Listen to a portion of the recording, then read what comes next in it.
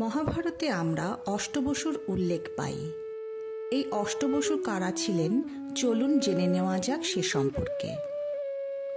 স্বর্গলোকে বসবাসকারী অষ্টবসুরা ছিলেন মৌলিক দেবতা বা প্রকৃতি এবং মহাজাগতিক ঘটনার প্রতিনিধিত্বকারী দেবতাগণ। ঋষি বশিষ্ঠের অভিশাপে এদের পৃথিবীতে জন্ম হয়।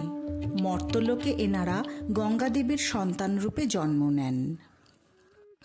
অষ্টবসুরা হলেন অনল তথা অগ্নির প্রতিনিধিত্বকারী, অনিল তথা বায়ুর প্রতিনিধিত্বকারী, সোম তথা চন্দ্রের প্রতিনিধিত্বকারী, অহ তথা অন্তরিক্ষের প্রতিনিধিত্বকারী, ধরা বা পৃথ্বী তথা পৃথিবীর প্রতিনিধিত্বকারী, ধ্রুব তথা নক্ষত্রসমূহের প্রতিনিধিত্বকারী, প্রত্যুষ তথা উষালগ্নের প্রতিনিধিত্বকারী, প্রভাস যিনি দুলোকের বা আকাশের প্রতিনিধিত্বকারী।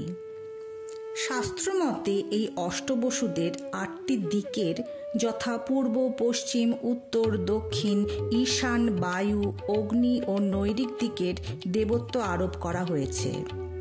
এই অষ্টবসুদের মধ্যে নেতাস্থানীয় ছিলেন প্রভাস। হিন্দু পুরাণে মোট 33 প্রকার দেবদেবী বিদ্যমান। এরা হলেন 12 প্রকার আদিত্য, 11 প্রকার রুদ্র, 8 প্রকার বসু বা অষ্টবসু এবং 2 প্রকার অশ্বিনী কুমারদ্বয়।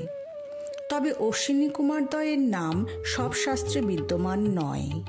শাস্ত্রভেদে এই দুজনকে পৃথক পৃথক দেবতাদের দ্বারা প্রতিস্থাপন করা হয়েছে।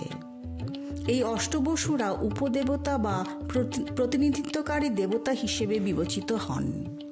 কোথাও কোথাও এদের ইন্দ্রের প্রতিনিধি বলা হলেও অনেক ক্ষেত্রে এদেরকে বিষ্ণুর প্রতিনিধিও বলা হয়েছে। এদের জন্মবৃত্তান্ত নিয়ে রামায়ণ ও মহাভারতে রয়েছে বিস্তর